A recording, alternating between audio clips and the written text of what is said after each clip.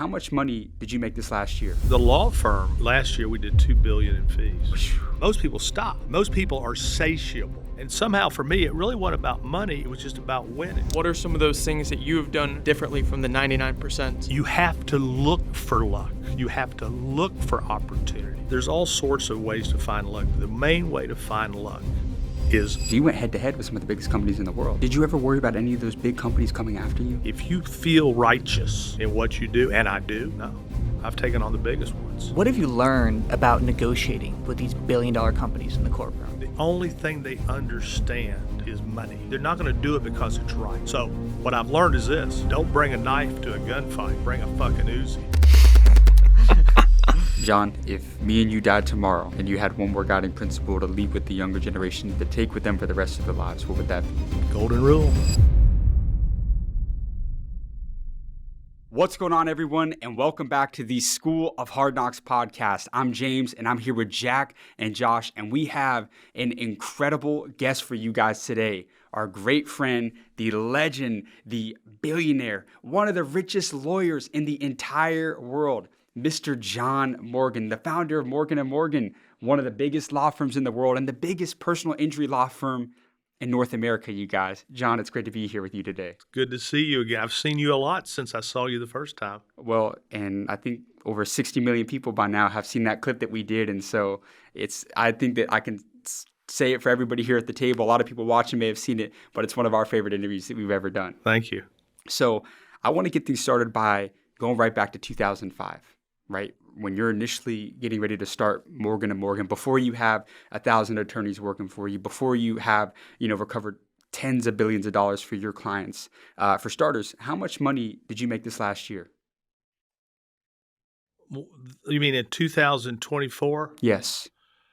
I'm not exactly sure because some of it was capital gains and some of it was, but like I said in that first interview, I looked at what LeBron made and LeBron would rather be me than him every day. Yeah. So I don't want to I've watched your clips now and it seems too braggadocious to give these numbers. But the law firm, though, you guys make... Oh, the law firm, we do, last year we did $2 billion in fees and our margins are high. Very good. But back to 2005, when I first initially interviewed you, you said something that has stuck with me to this day, and I'm getting the chance to ask you about it right now. You set out to build the Google of law firms. Can you break down your vision back in 2005 before you built, this company and what it's turned into today? What was your mindset coming into law and building this empire that you've built now? Well, the first thing I did is I had to get rid of partners.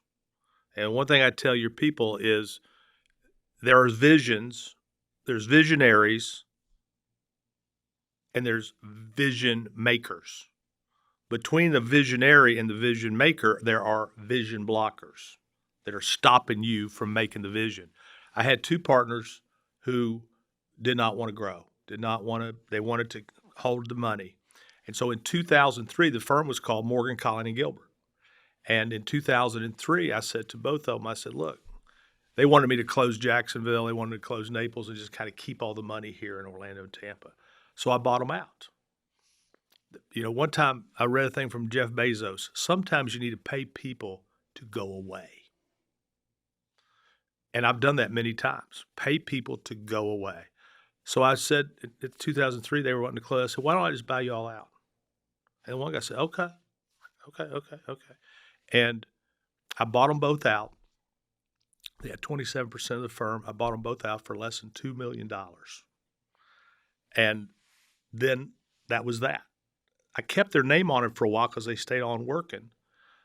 But in 2005, they came in and said, we're going to go start our own firm. I said, okay. And then from that point forward, I was untethered by the vision blockers. By the way, Jacksonville makes a fortune. Naples makes a fortune. They wanted to close them. And so once I got rid of the partners, the dead weight, it's hard to swim enough, but when you put weights with balls and chains on your ankles, it's really fucking hard to swim. So I cut those two off with chain cutters. And then I started going and getting bigger and bigger and bigger. I didn't have the Google idea in 2005. I think I had the Google idea in 2009. That's when I wrote a speech called uh, The 21st Century Law Firm. What's it going to be like when there's in the 21st century? And then I started having this vision about the Google law firm. If Google was a law firm, what would it do? The answer was it would be everywhere for everyone. It would be one-stop shop for everything. And if I didn't handle the cases, I'd refer it to you and you and you and you. For example, there are certain cases that we don't handle, but we refer it out to people who do. And our margins on that is like 85%. And the clients are better because we're giving them to the law firm who really does that type of work that I don't do. And so that was the thought about the Google law firm. And then I started building it in earnest in 2009. And here we are today. You know, it kind of reminds me of, we've got a great friend of ours. He's an incredible internet marketer. His name's Joshua Crisp, and he's got this saying of an acronym, WWAD, whenever he looks at businesses, what would Apple do? You know, Apple's a $1 trillion company, and how are they able to sell their phones or computers at, you know, hundreds or even $1,000 more than their next competitor? Like, what are they doing with the packaging and whatnot? What are they doing with the pricing and whatnot? And so, and you took the inspiration from kind of Google. So in a sense, you studied those greats, even though they weren't directly in your industry, to model that greatness and kind of go out there and build it yourself. Google and Uber, because part of my business is referring the cases out. Like, Uber doesn't have cabs. Uber doesn't have drivers. They have people they send it out to. But my Uber version, once I get the case and I refer it out, instead of having some, you know, who knows driving the car, I got Rowdy Bush driving my cars. I'm giving them to the best lawyers in America. So if you call me and ask for a case that I don't do or that I'm not in that geographic area, I find my Uber driver, which is one of the premier lawyers in that country or that state, and I get it to that person, and that business is getting bigger and bigger and bigger and bigger and bigger, and the margins on that part of the business is astronomical. John, out of all the lawyers out there, you make a lot of money. But why did you want to become a lawyer? Well, here's what happened. I'm 19 years old. I'm at the University of Florida. My dad calls me. He says, Tim, who was my brother, has been in an accident. He's working at Disney World. He's paralyzed from the neck down. He is a C6, C7 quadriplegic, can move nothing. You know, we're very close, and my other brother, Mike, was there with me. He was a freshman at Florida, UF. And so we jumped in our car. We drove down the street. We went into the Catholic church. We cried, and then we lit candles. That's what Catholics do, I guess. And we then drove home and went down the street here to Lucerne, and there he was spinning 360 on a gurney. And it was like, holy shit. Our mother had left a long time ago, so there was no mom around. And my dad was kind of we love him dearly, but he wasn't. So I kind of took charge of the whole thing. And we were doing everything, man. We got water from Lourdes, where the miracles were with Mary appeared. We're rubbing Lourdes water on his legs, and we're praying and praying and praying. And I got mixed up in the whole thing, in the medical treatment and the case against Disney, because it happened at Disney. What happened is, the question is, was there a third-party case, or was it just a workers' comp case? At the end of the day, I believe that we hired the wrong lawyer because we didn't know. We were poor people. We didn't know who fucked it up, I think. And number two, Disney, even though it happened on the job, treated Tim like he was a Taliban. They just fought and fought and fought and fought and fought to the point where if it's a comp case, as long as you give somebody a job back, there's not a case. So they said, okay, we'll give you a job back. We'll let you be an operator. Remember, he's in high school. We'll let you be an operator from 11 at night till 7 in the morning. 18-year-old quadriplegic. He regained some of his stuff. He became a super quad so he could drive a car. But the way Disney fought him, I became enraged. When we checked him out of the hospital, I walked into the doctor's office and I said, what's the prognosis? And he said, I don't think you'll make it to 30. I stood up. I said, you're wrong. And he was. He died last year at 65. But then I couldn't get Disney out of my mind. And I knew what I was going to do. I was going to come back. And all these motherfuckers like Disney and insurance companies like Disney, and we're treating people like that. I was going to represent the Tims of the world. I didn't even know there was money in it. I didn't care. And so I had a lot of job offers. I was president of this thing at the University of Florida called Florida Blue Key, which was the biggest thing in Florida. All these lawyers are trying to hire me. And I said, no. I said, I only do personal injury. And that's all I did. I only applied to personal injury firms. And that's all I've ever done. Listen, I had a case one time against Coca-Cola where I handed them their ass, and they tried to hire me.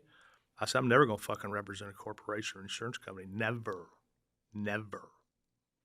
So I was, Tim's terrible day became my career. And then later in life, like I said, Tim became a super quad, and Tim ran my call center and built the business with me. And at the end of every day, Tim would come up with his German Shepherd, Sam, and I'd be with my brother. And that's how it ended every day. Did you ever worry about any of those big companies coming after you? Because you went head-to-head with some of the biggest companies in the world. No, I didn't. You know, my favorite story from the Bible is David and Goliath. And, you know, the bigger they are, the harder they fall. And, you know, I got a hell of a slingshot and a damn good aim.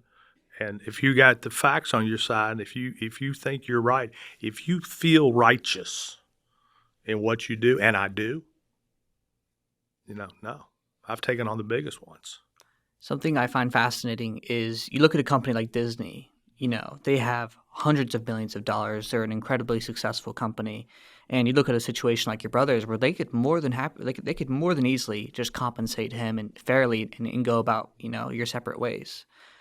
What do you think, what have you learned about negotiating with these billion-dollar companies in the courtroom? Well, let me tell you another thing that makes it even worse. You know why he broke his neck? A little girl they thought had drowned in the Polynesian lagoon. He got up on a floating raft and he dove in he was looking to rescue a girl. And there was a table that was tying down these little boats, these aqua larks, and he hit his head on the table and was paralyzed immediately. So that makes it even worse. You would think that Disney even would have said, hey, even though it's a comp case, even though there's no third party liability, we're not gonna make you come be an operator at 11 in the morning. But that's just how they operate. I gave a speech one time to like 2,000 insurance people, and I started the speech by saying, I want to tell you all how to put John Morgan out of business. And my whole speech was,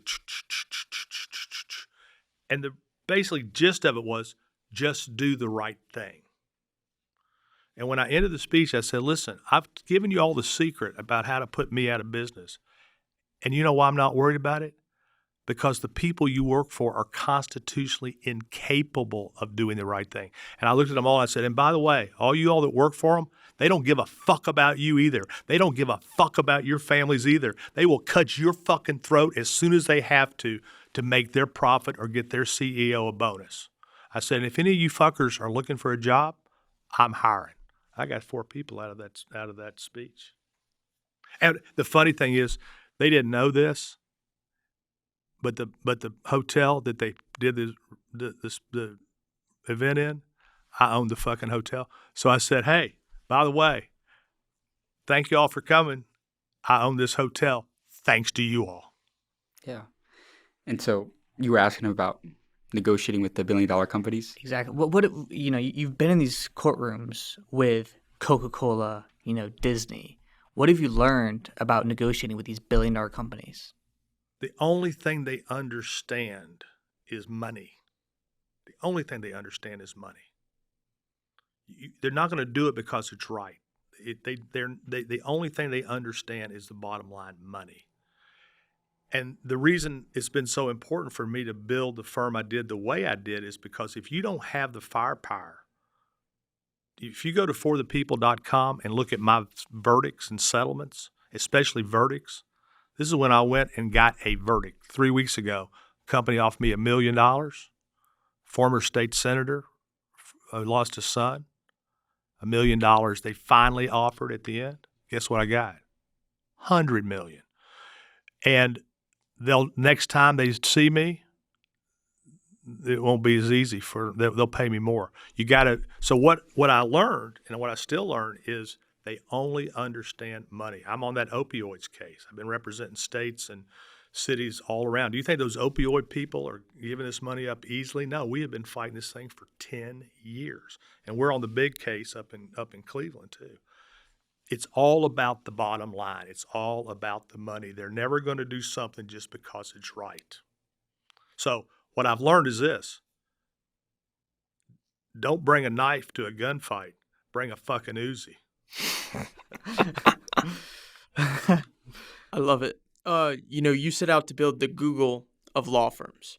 And so a business story that I love and that we talk about often is the McDonald's brothers. And Ray Kroc came in wanting to scale that business up to the moon. And they were super concerned about the quality of the product going from franchise to franchise. How did you ensure expanding your law firm across the country that it was going to uphold that same quality and care that you do on cases that you would personally work on? All right, that's a great question. Because consistency is, like I said, I want to do it my way, the right way, every day. I brought a really smart guy in to help me build my vision. The first thing I told him when he came to me, I said, I want to see transparency and automation. That's what I want. And we kept going back and forth and back and forth. He's trying to give it to me a lot of different ways. Because, look, every lawyer's different. Everybody's got different needs. Everybody has a different business than my business. You might need to settle a case now, not because it's what it's worth, because you need money. You need your bonus. So what we did, and I will say this, I didn't want to do it. He pushed me and pushed me and pushed me. He said, the only way I can do it. I built my own software called Litify.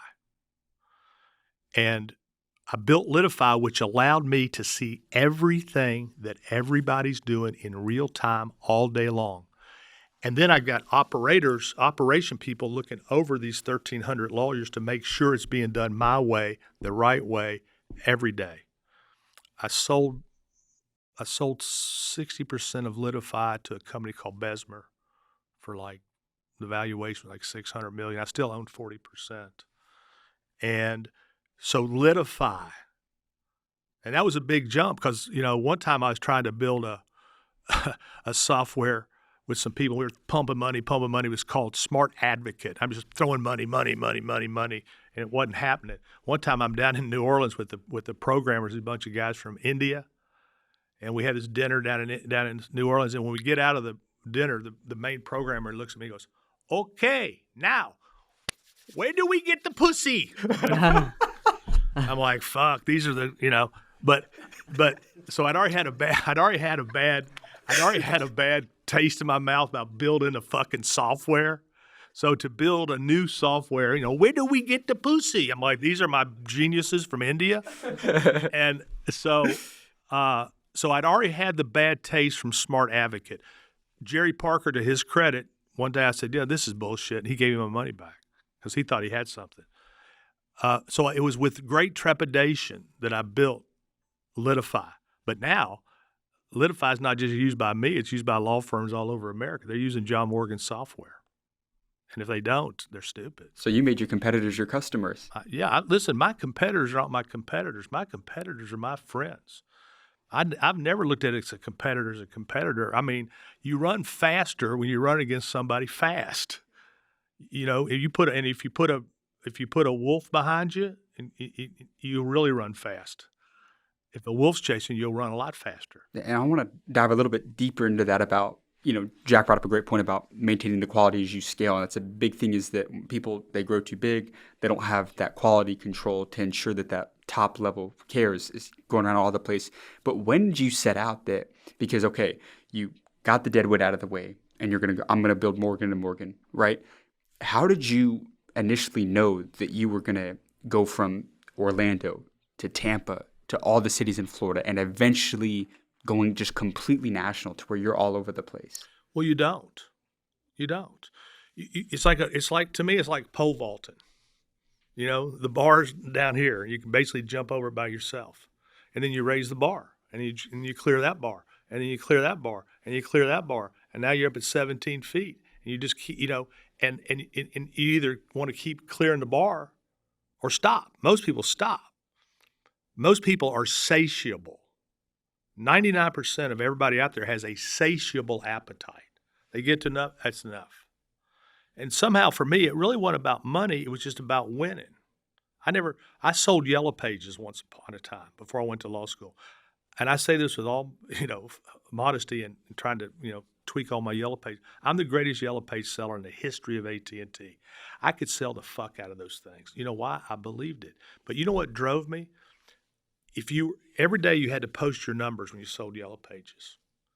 And every day they had the top seller and the bottom seller. And they had the pictures of number 1, 2, and 3. I was always fucking number 1.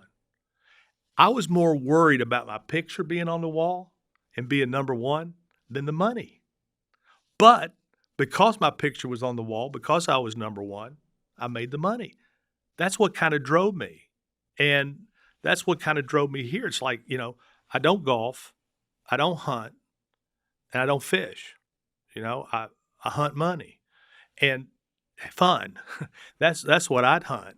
And so, look, when I first got out, if somebody said to me, John, we're going to give you $100,000 a year and tie it to cola, I'd have probably. I didn't have any idea about this. I had no idea. So it wasn't. People.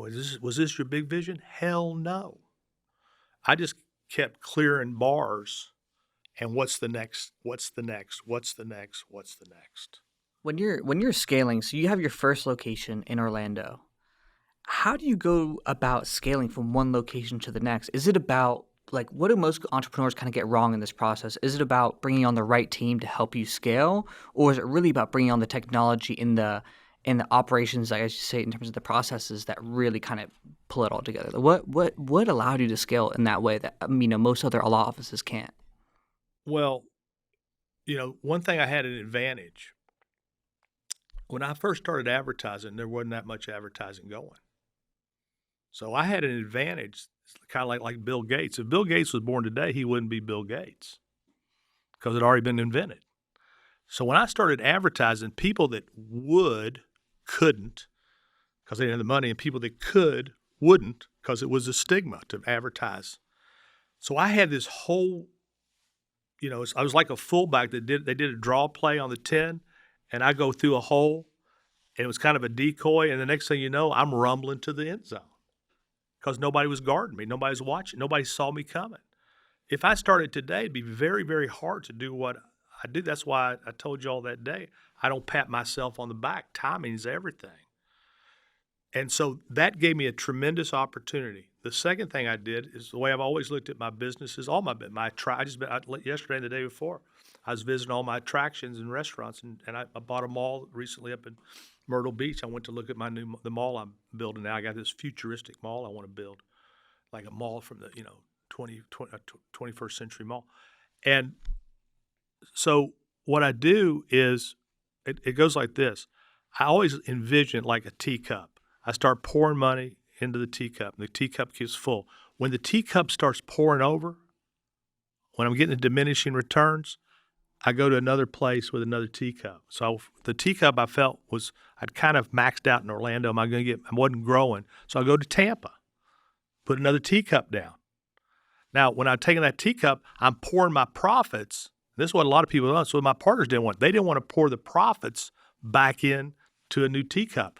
But they did for Tampa, and then I got that teacup full, and then I went to Jacksonville and started filling that teacup. But as I'm filling that teacup, I got to fill it with the money from these two teacups. But I'm young, so I don't care.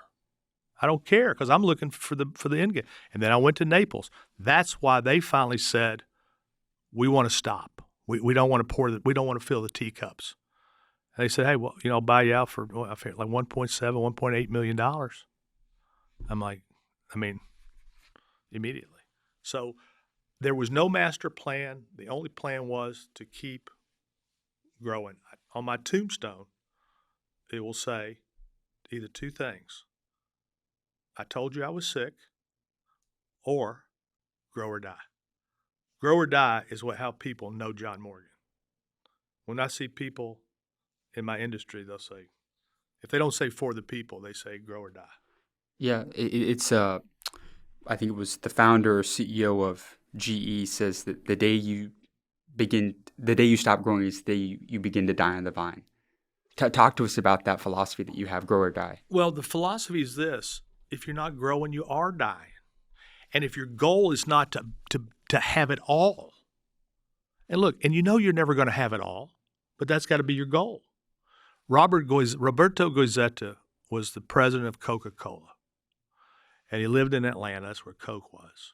And as Roberto would come down his staircase every day in Atlanta with his Hermes tie and Brioni suits, he'd tighten his tie up, and he'd look in the mirror, and he'd say in the mirror to himself, Roberto, today is the day you put PepsiCo out of business. That was his mentality. Now, one time I gave a speech to all these lawyers, and I said, listen, my goal is not to have some business, is to have all the business.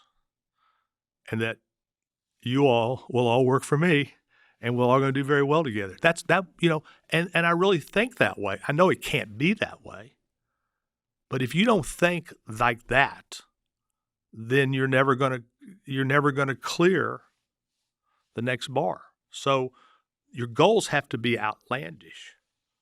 And if you just get half that way there, people always say, sky's the limit, sky's the limit. Sky ain't the fucking limit, sky's the beginning.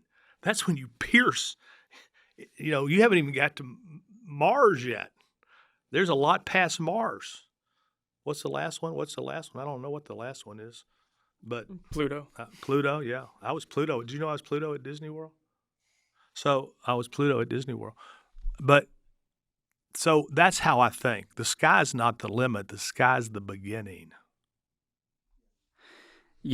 One of my favorite things to do now whenever I go to another city, whether it's Los Angeles, Boston, New York, is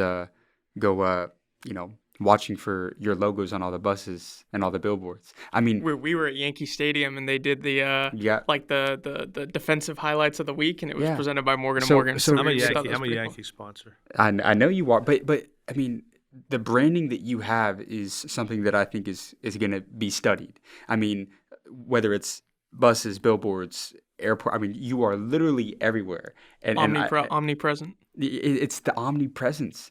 And you spent $400 million on advertising this last year. Give me your best branding advice right now to somebody trying to build their company and to ideally grow and optimize for that omnipresence like you've done. Well, look, speaking of billboards, I'm the keynote speaker next year at the big billboard national convention in Dallas because I'm the number one billboard buyer in America. But it's two-pronged. First of all, when you start, I look at everything like a dartboard.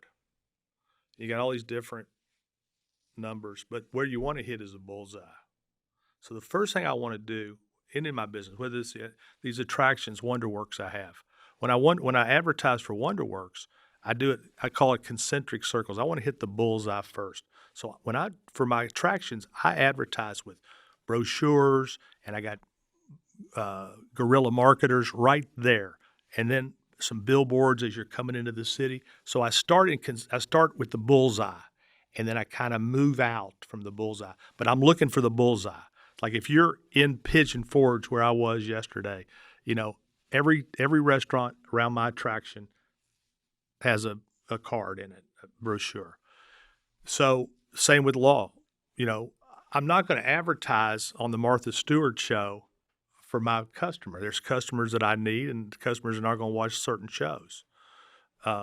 Cheaters, yeah, that's a good show for me. But, PBS, no. So that's number one. The second thing I did is I call it the Purple Cow. And every Tuesday I have a meeting called the Purple Cow meeting. We talk about ideas. Here's how my purple idea goes. I want to be, let's think this. There's 1,000 cows in a pasture, okay? And they're all brown. And I walk out there with you and I point to one. I go, look at this cow. Look at this cow. we're going to come back in 6 months, and I want to see if you can pick the brown cow out of the herd. So I point to a cow, and you can't take a picture. You look at it, it's got a little nick on its nose, got a little sock on its right foot, but they're all kind of looking alike. But, okay, you got it. All right, we're going to come back in 6 months. Do I think you can find the cow? No. But what if of the 1,000 cows, one cow was purple? And I walked out and I pointed to the purple cow. And I said, look, this cow, you do. I've seen enough. You could come back in 10 years and pick out the purple cow. I want to be the purple cow. That's why you see me with such crazy shit on billboards and buses and, I want to be the purple cow. You see me at UFC on the mats. You see me at WWE, TV, Yankee Stadium. You all remember that.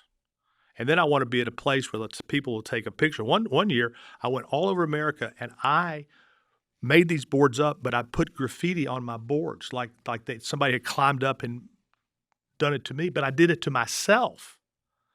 You ought to see these boards. And people are going nuts. People are taking pictures and sending it out. The news channel, John, has been vandalized. I vandalized myself. It was like, why? Purple cow. Something that I love is that you're a true testament of you love, or is that you really understand that where attention goes, revenue flows. And if there's one thing that I think that you said is that you don't look at competitors as competitors. You look at them as friends. And you try to monetize every single aspect of the business, even sending them business if you can profit off of it. A lot of business. At what point did you realize that, look, I should vertically integrate and not only just I can do all the jobs myself, but I can actually use my competitors as resources to continue to grow my business? Listen, I started an ad agency called Practice Made Perfect that I started myself. Practice Made Perfect was an ad agency that I went out to have other lawyers to do. And I'd say, look, I'll write your ads, I'll buy your ads, I'll do all this for you. Why did I do it? Number one, there was money in that ad agency. I took 15%. But the other thing is I wanted to have those people sending me all their mass torts. They didn't do it. So like when Vioxx hit, I had Practice Made Perfect. I said, listen, we're going to drop this in your rotation. And all these Practice Made Perfect clients that I made them millionaires because they did it my way. But when there'd be a mass tort, I'd say, let's drop this in, send me the cases. I then, with another guy, started a part of Practice Made Perfect. I called it Mass Torts Made Perfect. We did 2 seminars a year in Vegas where all of our competitors came. And they're making deals with each other behind the scenes, and some of them excluded me. I don't care. I controlled the flow. And then what happened later is I got to a point where I started expanding. I had all these Practice Made Perfect clients, and my deal with them was this. I'll never compete in your market as long as I have this, and I'll never have you sign a contract. I just got to earn your business every single day, handshake. And so as I started expanding, I was infringing, getting close. One of my Practice Made Perfect clients was down in West Palm Beach, and I kept saying, hey, do you mind if I come down? Oh, no, I don't want you to come. I don't want you to come. So I finally said, you know what? I'm going to sell the business. I'll sell the business. I did well, made, whatever. But now I'm free. And the first thing I did when I sold the business is on Monday, I opened up in West Palm Beach. I'm fucking killing it. All the money I made at Practice Made Perfect, I make like 3 or 4 times that every year in just West Palm Beach. So, but I looked at these competitors. I mean, they would come to my conventions and network with each other. And if I got, some, that was fine. And if they were excluding me, that was fine. I believe that rising tides lift all boats. And so I've never looked at competitors as competitors. I've looked at them as friends, and people are going to make me run faster. There's 2 ways to build the biggest building in town. You can either tear down all the other buildings or just build the biggest building in town. And so there's another saying that I love is... Where did you hear that from? Oh, I'm gonna keep that one. No, that was a good one, man. I like that one. We've never dropped that one before. Yeah, that was good. There's a saying that if you want to be like the 1%, you have to do what the 99% don't do. what are some of those things that you have done over the course of your career that you have done differently from the 99% that put you in the 1%? Look, I take chances. I've just finished writing, which will be my third and final book. I've written 2 books now. One's called You Can't Teach Hungry. One's called You Can't Teach Vision. The last book I've just finished writing and is at the editors right now is called Life is Luck, The Paper Boy. And that's the name of my book. The bottom line about luck is this. There's all sorts of ways to find luck, but the main way to find luck is always be looking for opportunities. If you're not looking for opportunities, you're never going to be lucky. You always got to be. What are some of the ways to look for opportunities? Never eat alone. If you're not out there, these things I do. These things I did with you. Why did I do it? I'm like, there's a lot of people who go, why bother? And they go, why bother? It's not worth it. Like when you all first called to do it, I'm like, well, what's it going to take out of me? An hour out of my time a day out. So I bothered. A lot of people don't bother. A lot of people eat lunch by themselves every day. Peanut butter and jelly at the desk. It ain't going to make shit sitting at their desk. If you don't get there and bob and weave and, jab, it's not going to work. So you have to look for luck. You have to look for opportunity. And there's all sorts of ways to enhance luck. But you have to understand that you have to be humble enough to understand that luck plays a big role in all of this. But you also need to understand you can look for luck and find luck. The more lottery balls I got, the more chances I have to win the lottery. I love the way that you articulated that in the interview that we did, that like more successful people, like they need to get on their knees and pray and thank God that all this happened. But when you had made it, you have this incredible business, you've got the family, like all these things are just going in your favor. When did you kind of attribute a lot of that success to, man, I'm a lucky guy? Because there's a lot of people that aren't fortunate enough to kind of be in my shoes. When was that exact realization in your life and in your career?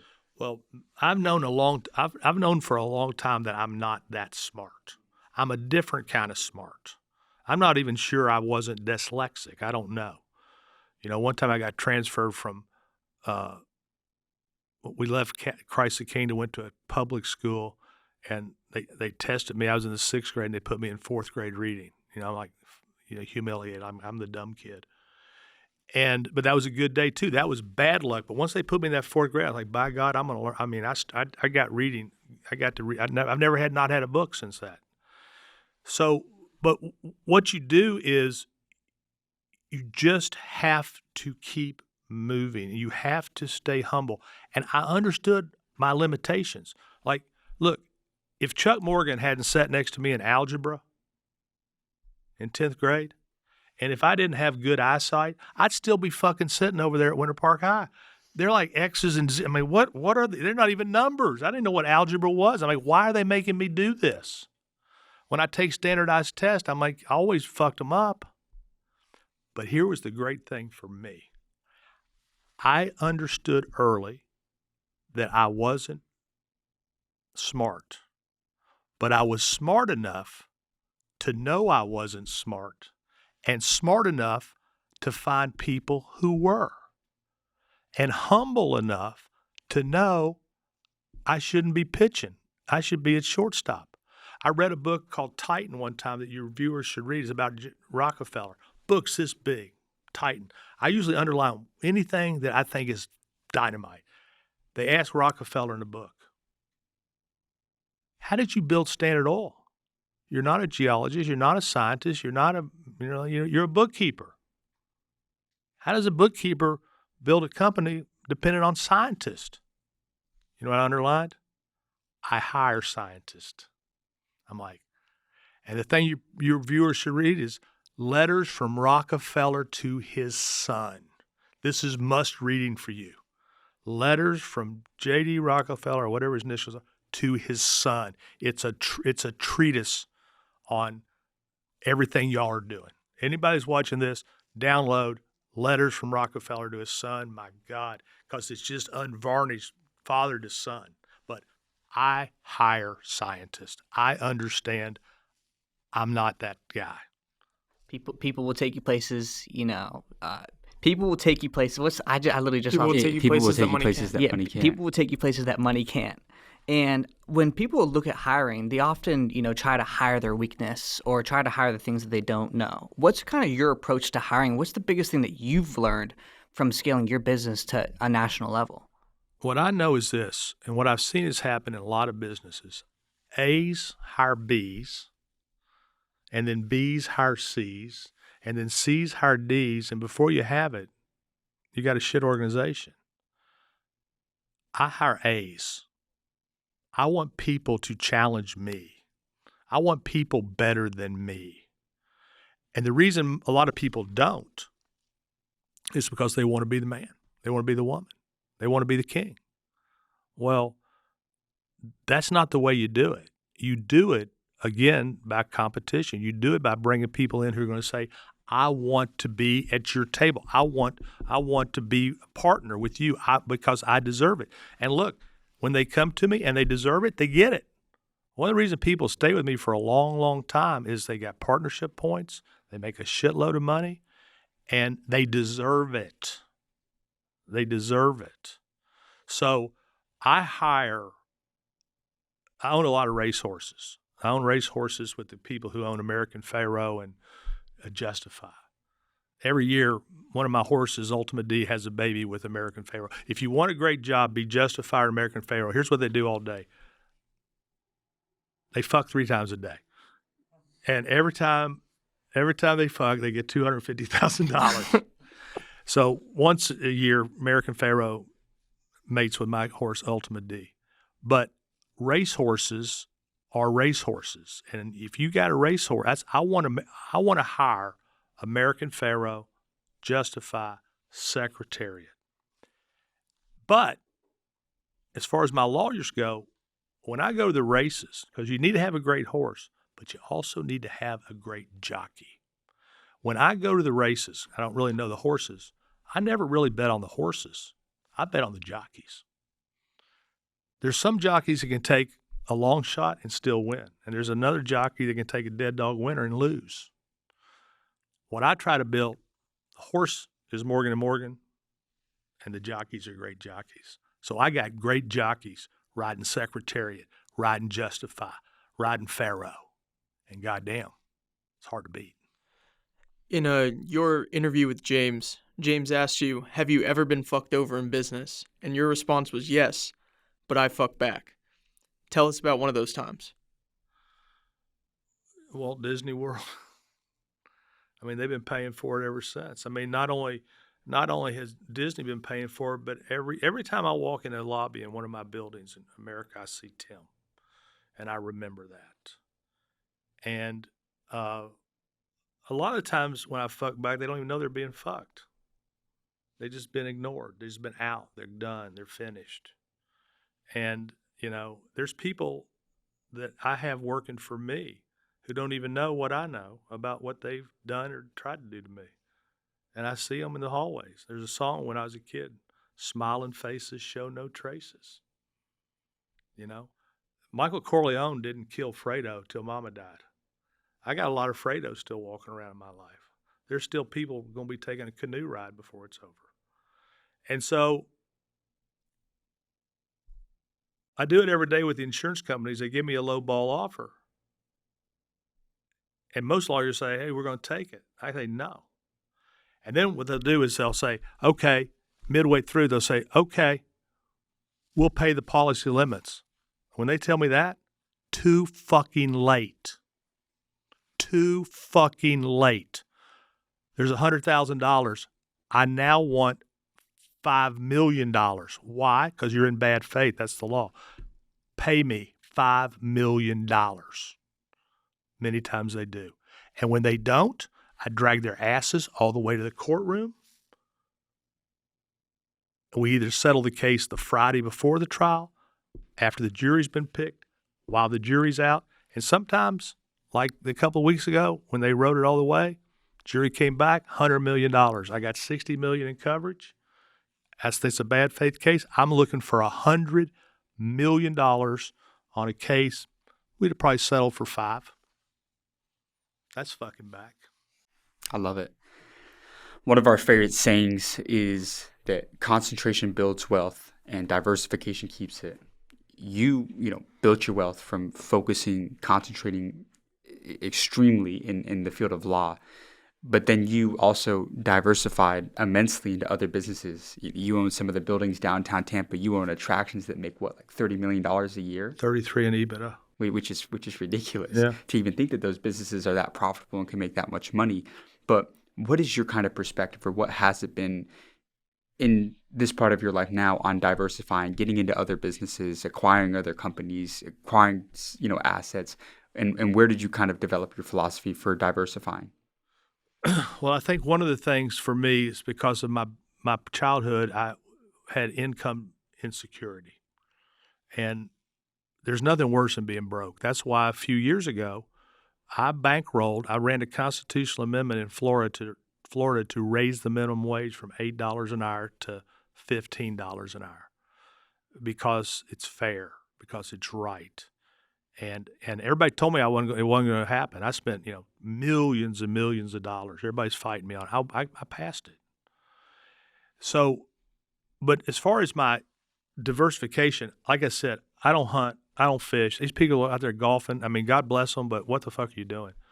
And fishing, if I want fish, I'll go to Lombardi's and get me some fish. And hunting, I've never shot a gun, and I don't like to. People eat deer. I'm like, I can taste the fur. I can smell the fur on the damn. I don't like any of it. So it was kind of like I don't have any hobbies. So, and I had these ideas. So that was kind of a diversification that was, I called moonshots. I built a house. WonderWorks is built upside down. That's called a moonshot, because sometimes you do deals where it's burn the boats. You land to take over the city, but you burn your boats because you're not leaving until you own the city. So there's burn the boat type things like WonderWorks. But on the other side, what I've always done in my head, my wife used to drive her crazy. We used to lay in bed and count our money. Okay, we got, and she'd be over there at, "We're going to do this again, John?" Okay, and how much do you think we got? $4 million. So I kept having these things where I go, because tax-free bonds, I love tax-free bonds. And I felt like this every time. What I need to live a year? Okay, at one time I say, if I can make $400,000 a year, how much would I need in tax-free bonds for that? I need $10 million. So the goal was to get $10 million in tax-free bonds. Then I need $1.2 million to live a year. What do I need for that? I need $30 million. 4 times 30. The reason I like tax-free bonds, in the Great Depression, only 1%, less than 1% defaulted. People will pay to flush the toilet and water and electricity. And so I just, on that side, and I call it the B side. This is the A side, which is where my cash is. On the B side is my tax-free bonds, my treasuries, and my cash. And I never touch the B side because I'm scared, because I got those nightmares from being a poor kid and losing our houses. I'd pick up the phone, there'd be no dial tone. I wasn't like, there's a problem. I just knew Daddy hadn't paid the bill. I go, okay, fuck.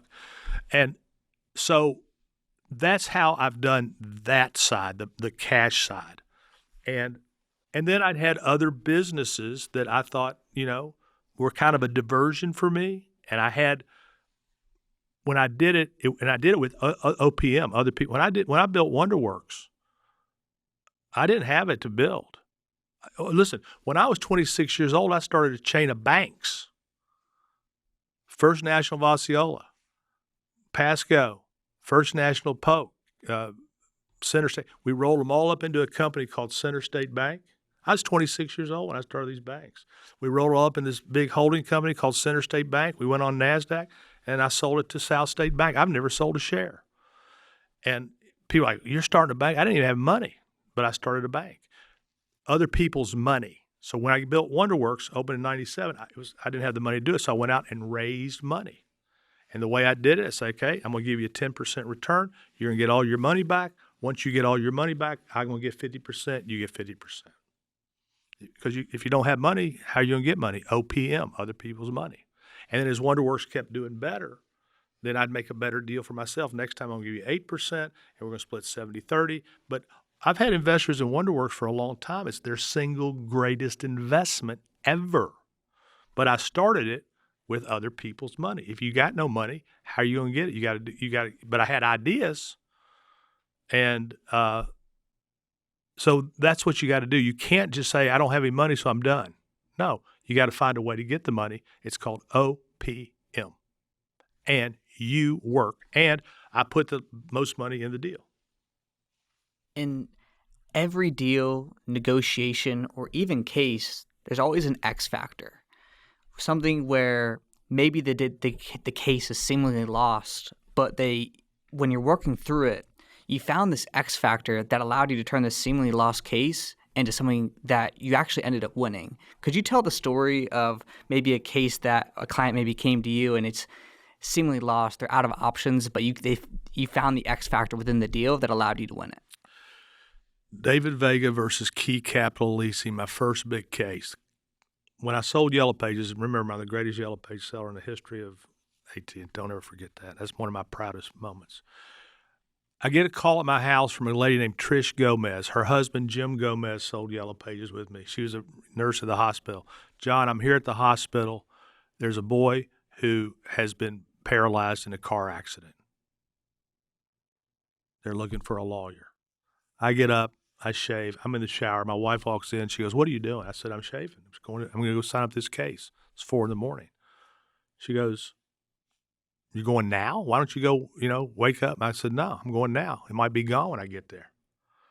I have a saying of everybody. When opportunity's there, fish first and fish fast, because the fish are not always there. And just because you think they're going to be there, they're not going to be there. So I got out there. I signed the case up. David Vega, 18 years old. He was a boy pushing the car from behind. 3 boys on UCF Boulevard pushing the car from behind. A car comes up behind him and hits him. And they had no lights on. It was in the dark. This car hits him from behind. And he was paralyzed.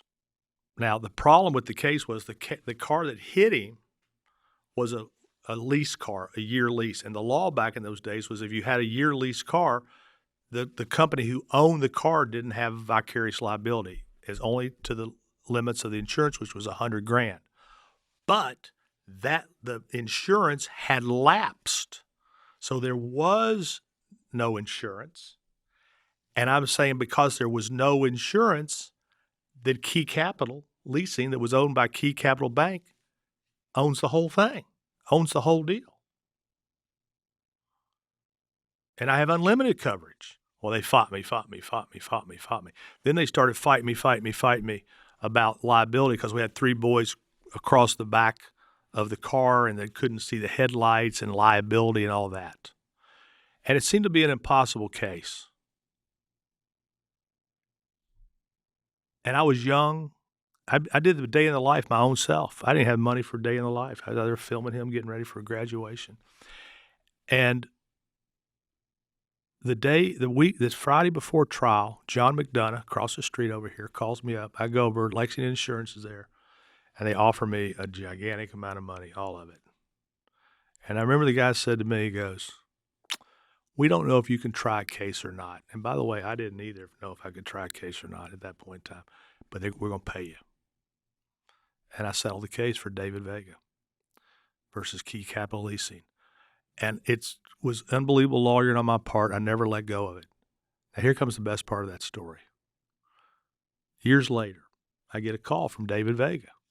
He wants to come see me. I'm like, oh, fuck, he's burnt through all his money. So David comes to see me. I said, what's happened? I haven't seen him forever. He's now a grown man. He's like 50 years old. He goes, I was downtown partying, and my car hit the bus and caused $30,000 for the damage. And I go, do you have money left? He goes, what? Got a lot of money. I go, you got a lot of money? I said, what are you doing? He goes, I'm an architect. Are you still doing it? No, I don't need to work. I said, how's your dad, David Sr.? I bought him a place in Panama. Okay. I said, so what kind of money? He goes, remember you put me with Mike Davis. He goes, Mike Davis has run all my money. I got a shitload of money, John. I said, you owe $36,000 for this bus. Yeah. I said, so you got the money to pay, you just don't want to. Yeah. Okay. I said, I know the mayor. So I called the mayor. I said, hey, there's a client I represented 20, 30 years ago, hit a bus. He's got no fucking money. So I got him out of the owing the money for the bus too. But as we were leaving at the elevator, I'm saying goodbye to David Vega 30 years later. And I look at him. I said, David,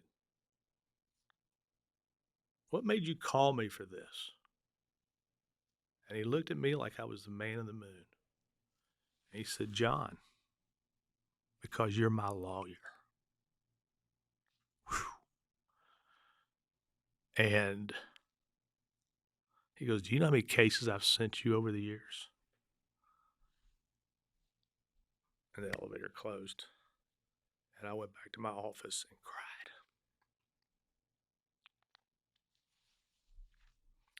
Because he was Tim.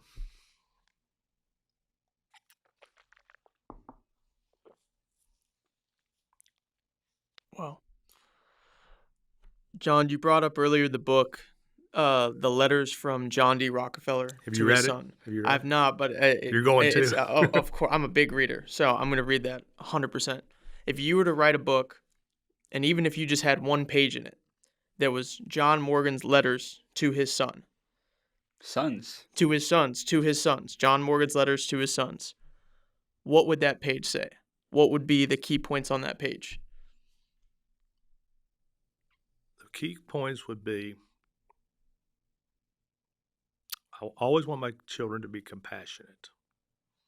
I would be like, be compassionate. Don't be arrogant. Don't be an asshole. Don't judge people. When I used to give money to the homeless, I would always tell my kids, they don't want to be there. Once upon a time, they were a little boy, little girl that swang and ate ice cream. They don't want to be there. My lessons would be more not about making money, would be about who I want them to be as human beings. The thing I was always most worried about is that if my children didn't have compassion. And one of the things I'm lucky about is I'm Irish and I have a tremendous amount, I think, of just natural empathy. You know, I got bladder behind my eyes. I cry at the drop of a hat. You know, I can barely talk about Tim because I cry. So I would say, but, you know, I would just say, be good. You know, treat people right, the golden rule. It would be nothing about making money. It'd be everything about getting to heaven. And, you know, luckily, my kids turned out to be, you know, big-time superstars.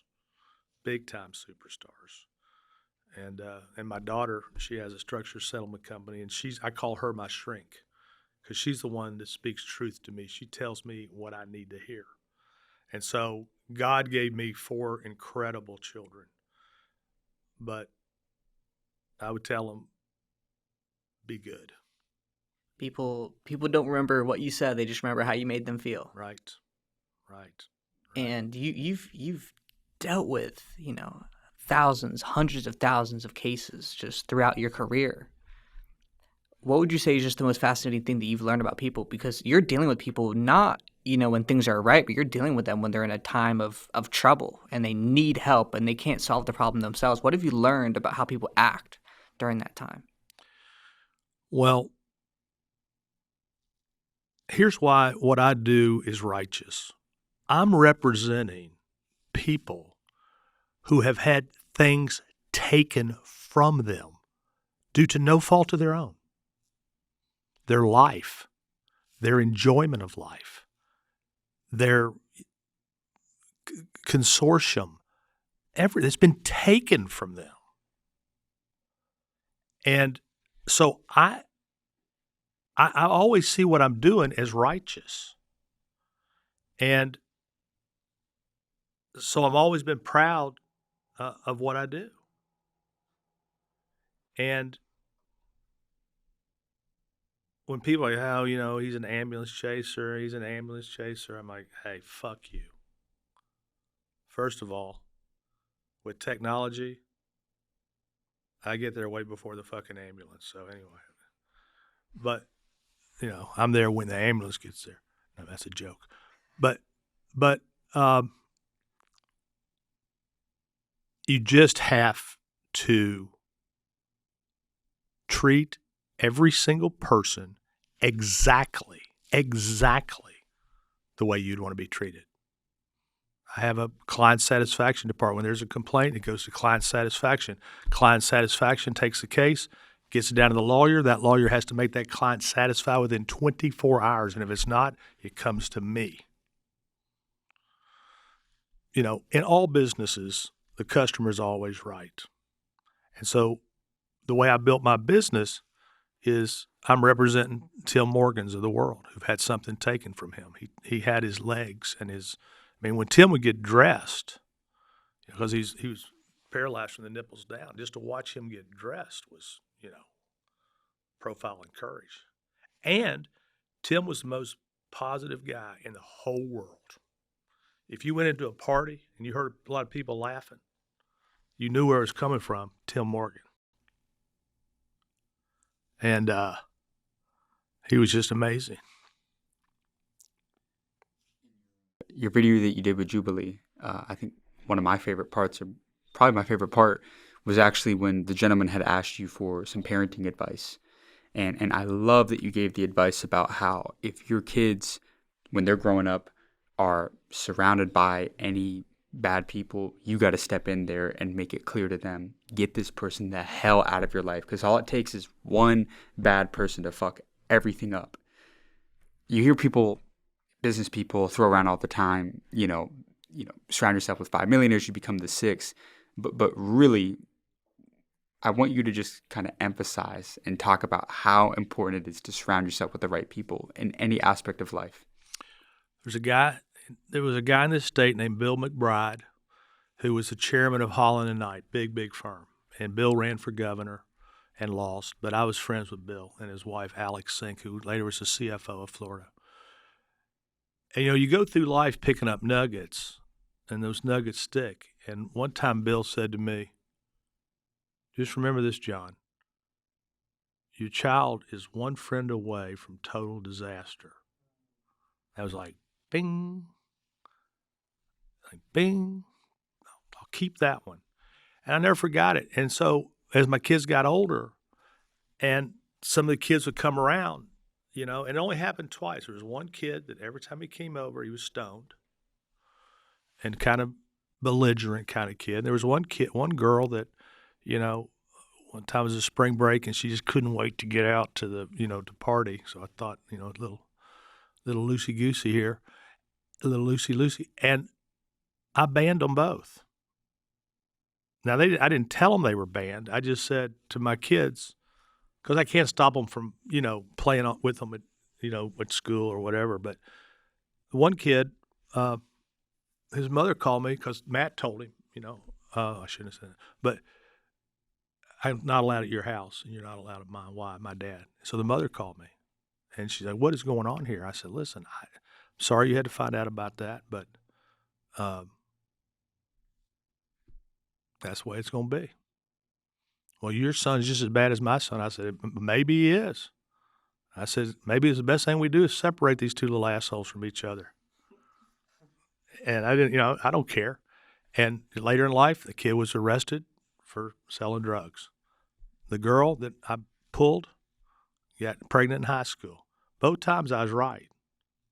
Now, the good thing is both those kids kind of turned out later in life to be okay. I mean, at one time I walked into a bar and the girl was a bartender and there she was. And, hey, Mr. Morgan. She didn't even know I'd banned her.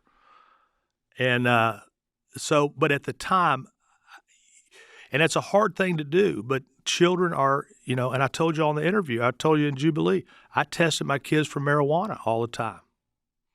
One time Dan was going back to college and he was my baby and I said, he's getting ready to go back. I said, Dan, I think you've been getting high over Christmas. And all this is ironic to people because I'm the guy who legalized medical marijuana in Florida, but I've spent twice, I did two. But I believe this, the young mind is very fragile. And we all have these friends who are called stoners. Hey, man. I mean, these people who are just fucked up because they have fried their fucking brains, And look, I do gummies every night, but my brain's made. But I was always worried about frying the brain. So Dan's going back to college. I said, hey, Dan. Yeah. Stone. Dan, yeah. I said, I think you've been smoking marijuana over Christmas. No. I said, okay, well, we're going to sort it out. I said, once you go back to the pool room, bathroom, I've got a drug test back there. Just pee in the cup. I'll do the rest. And I said, but let me tell you how this is going to work. If you fail it after lying, you lose your keys for the whole semester. If you want to admit it now before we take the drug test, you're going to lose your keys for 1 month, and then you're going to get your key back. He's just looking at me, looking at me, looking at me. He reaches in his pocket. He throws me the key. I grab the key. I said, okay, 1 month. And I said, and by the way, I will show up in Gainesville and drug test your ass randomly, which I did, because you can't fuck around with your kids. And a lot of parents don't want to know. A lot of parents are ostriches. They don't want to know. Information is power. Drug tests tell the story. If you think your kid's doing drugs, drug test them. If they won't, they are. If they refuse to take the test, they got real problems, because it's other shit it's more than just Adderall, and it's, Coke and everything else. Why did you push for legalization of marijuana in Florida? Tim. They had Tim on Percocet. Every drug imaginable, almost made him a zombie. But when he would smoke marijuana, his pain went away, the spasms dissipated. All day long, he was all day long down. He was getting high all day long, but it cured his body. But he wasn't on all those poisons. And the reason people are fighting me on it, you know who was really fighting me? Who was putting the money in? The pharmaceutical industry, because they didn't want to have people not take the opioids. They want people to depend on. They have a pill called Marinol, made out of marijuana, but it doesn't work. And when I did it, me and Tim barnstormed the state in a Willie Nelson bus.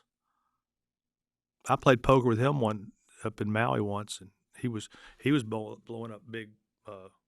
He had a guy named Mudslide blowing up these big vape things and passing it around. I'm sitting next to Paul Simon, going around the thing in Maui. But I did it for Tim.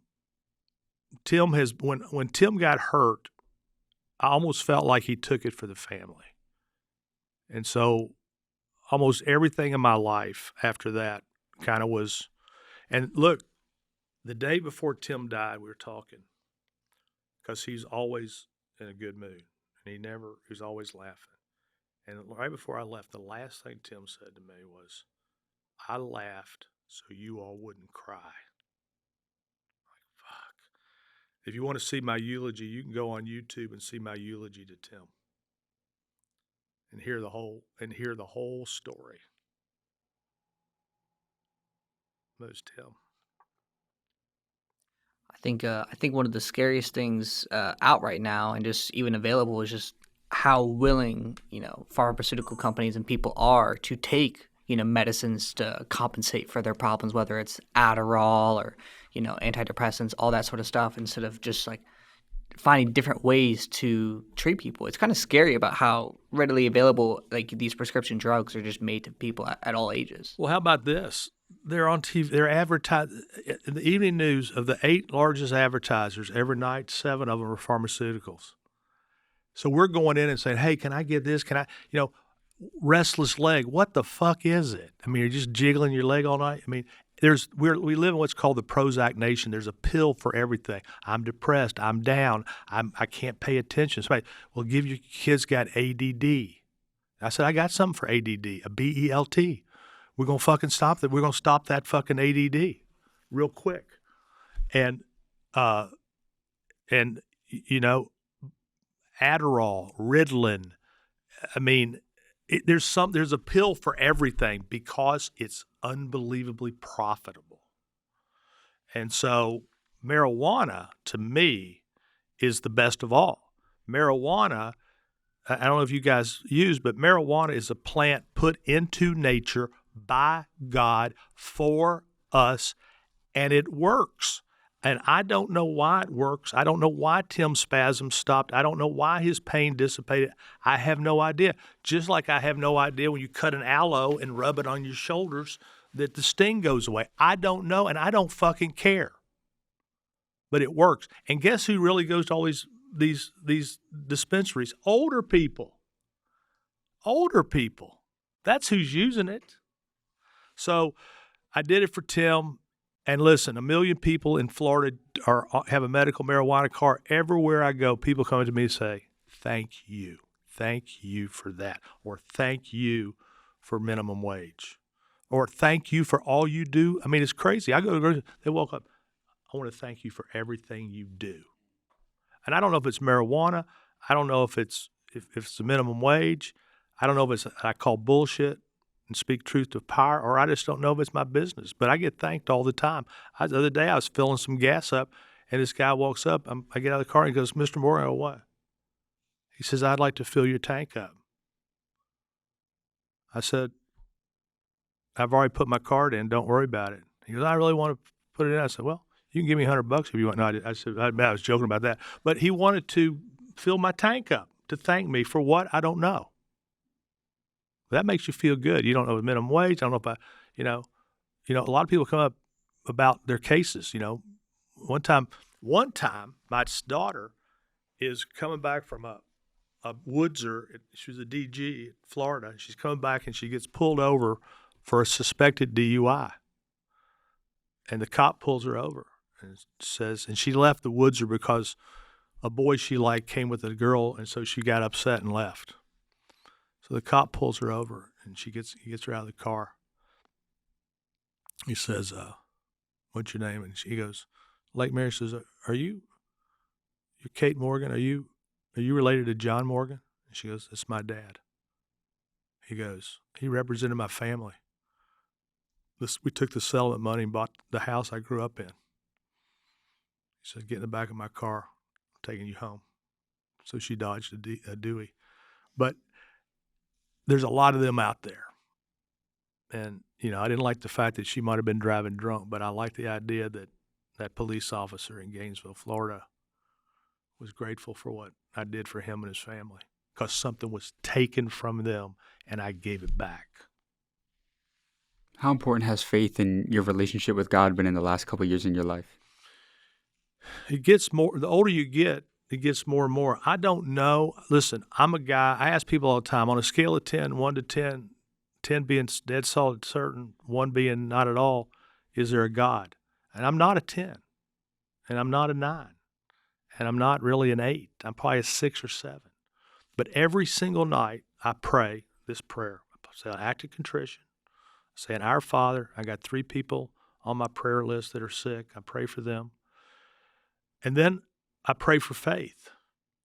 I pray, I really want to believe at a 10. But I don't believe at a 10, but I pray at a 10. But then I tell myself, I must believe more than I think I believe because I'm talking to him all day long. So what I do is my wife said, she goes, I choose to believe. So I choose to believe. And I choose to live my life exactly as if he's there and exactly as if one day I'm going to have to explain myself and everything I did. So I have some faith. I'm not below a 5. There's a lot of the reasons when people ask me, why do you think there's a God? I said, here's why I think that God is probably true. Because these apostles denied him. Judas sold him out early. Peter sold him out after traveling with him all that time, the night before, Gethsemane.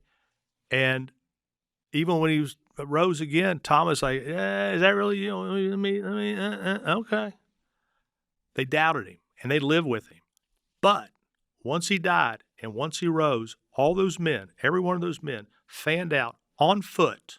I mean, Paul walking to Ethiopia. Shit, I don't even want to walk to Wawa. But he walked to Ethiopia, and every single one of them died a martyr. Peter got the guy who turned him against Gethsemane. He was crucified upside down. They all died a martyr except for John, who died at an old age. You know what I tell myself? Those men must have saw something. All of them don't die. All of them don't take, I mean, one of them would have said, wait a minute, okay, that guy was, a Mooney. They all died because they saw something. And what they saw, I believe, is the truth, the cross, and the resurrection. We like to end these episodes off with 2 final questions for you, John. John, if me and you died tomorrow and you had one more guiding principle to leave with the younger generation to take with them for the rest of their lives, what would that be? Golden rule, do unto others as you would have them do unto you. You can't go wrong. And if tomorrow was your last day, how would you want to be remembered? He kept his word. The reason people keep doing deals with me is I don't need a contract. All you need to do is shake my hand. I love it. John, this was an incredible conversation, and I just want to thank you for being here and just pouring into our audience and to everybody tuned in right now. So I want to thank you. And for everybody watching, guys, be sure to like and subscribe for amazing content, because every week, guys, we're bringing you guys the biggest and most incredible business owners to give you guys advice to help change your lives, your careers, your businesses, everything. We're going to put the links down to John's companies as well as his Instagram. That way you guys can go follow along with his incredible journey. And we're also going to put the link down in the description to join the #1 community and most powerful entrepreneur network in the entire world. Guys, because every week we give you guys direct access where you can ask your questions directly to the multimillionaires and billionaires that we interview on this channel. It's on the inside of this school of mentors. We can't wait to see you on the inside of this community, inside of this network. But with that being said, we'll see you in the next episode.